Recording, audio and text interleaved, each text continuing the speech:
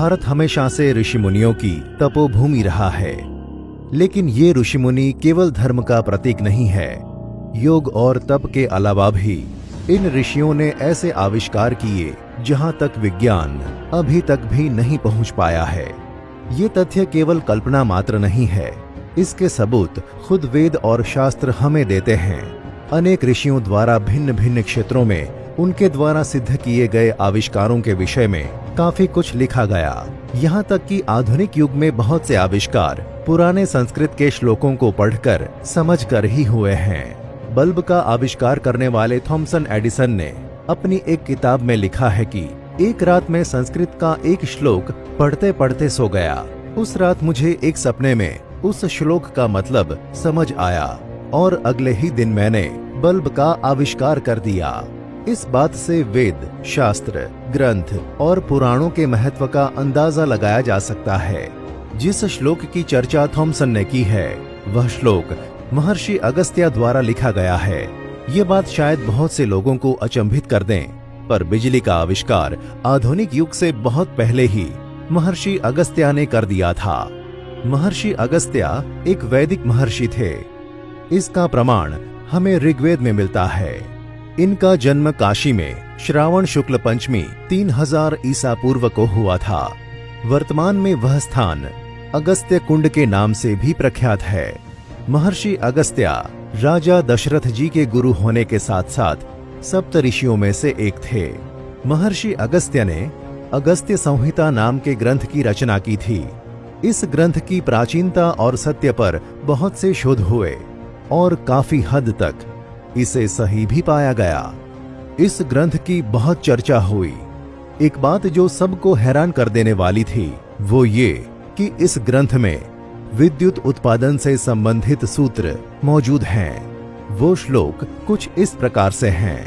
संस्थाप्य मृण्मये पात्रे ताम्रपत्रम सुसंस्कृतम छादयेत् शिखिग्रीवेन चार्दाभिः काष्ठापांशुभिः दस्तालोष्टो निधात्वयः पार्दाच्छादितस्ततः संयोगा जायते तेजो मित्रा वरुण संगीतम।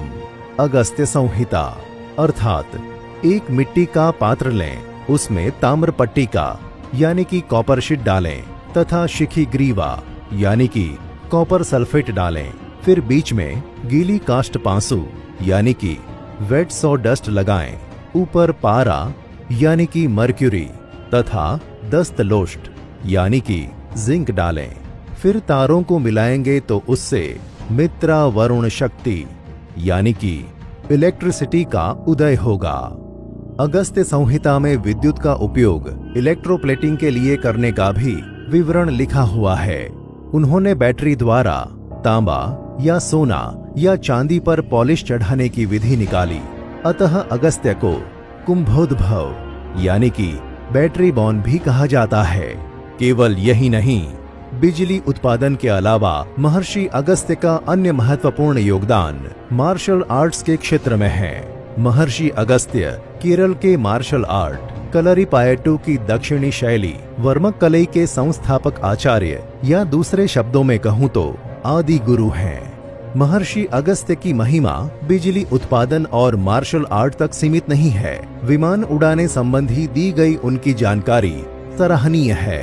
यहाँ तक कि बॉलीवुड ने एक मूवी भी बनाई है जिसमें दो लोग इन्हीं श्लोकों की मदद से सच में विश्व का पहला हवाई जहाज बनाते हैं। फिल्म का नाम हवाई ज्यादा है।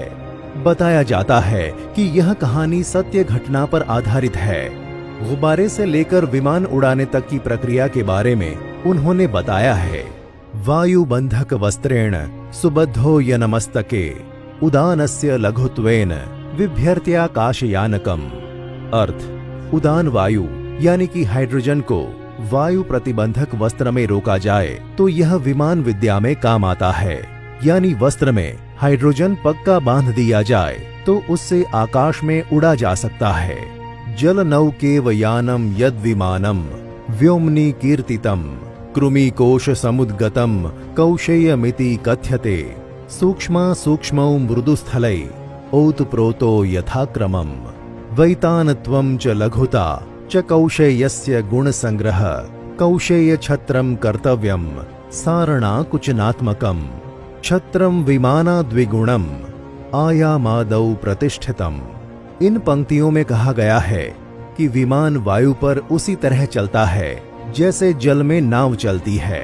तत्पश्चात इन पंक्तियों में गुब्बारों और आकाश छत्र के लिए रेशमी वस्त्र सुयोग्य कहा गया है, क्योंकि वह बड़ा लचीला होता है। वायु पूर्ण वस्त्र। प्राचीन काल में ऐसा वस्त्र बनता था जिसमें वायु भरी जा सकती थी। उस वस्त्र को बनाने की विधि अगस्त्य संहिता में कुछ इस प्रकार से है। रेशमी वस्त्र पर अंजीर, कटहल, आम्ब, अक्ष, कदम्ब, मीराबोलिन वृक्ष के 3 प्रकार और दालें, इनके रस या सत्व के लेप किए जाते हैं। तत्पश्चात सागर तट पर मिलने वाले शंख आदि और शर्करा का घोल यानी द्रव सिरा बनाकर वस्त्र को भिगोया जाता है। फिर उसे सुखाया जाता है। फिर उसमें उदान वायु भरकर उड़ा जा सकता है। अगस्त्य के द्वारा दिया गया अमूल्य ज्ञान किसी देश या धर्म तक सीमित नहीं है। विज्ञान तो अटल सत्य है। इसी सत्य पर उन्होंने प्रकाश डाला है। लेकिन आगे चलकर युग परिवर्तन के दौरान जब नए धर्म समाज में अपना स्थान बन रहे थे, तब इन आविष्कारों को धार्मिक रंग रूप दे दिया गया। समय बीतता गया, चीजें बदलती गईं। ब्रिटिश भारत तेजी से पश्चिमीकरण की ओर बढ़ता गया। समय के साथ सारी संस्कृति और ज्ञान केवल इतिहास के पन्नों तक रह गए। आधुनिक युग में हम अपनी संस्कृति तो भूले ही, साथ ही भूल गए हमारे पूर्वजों का सिद्ध किया हुआ ज्ञान, जो हमारी सबसे बड़ी विरासत है।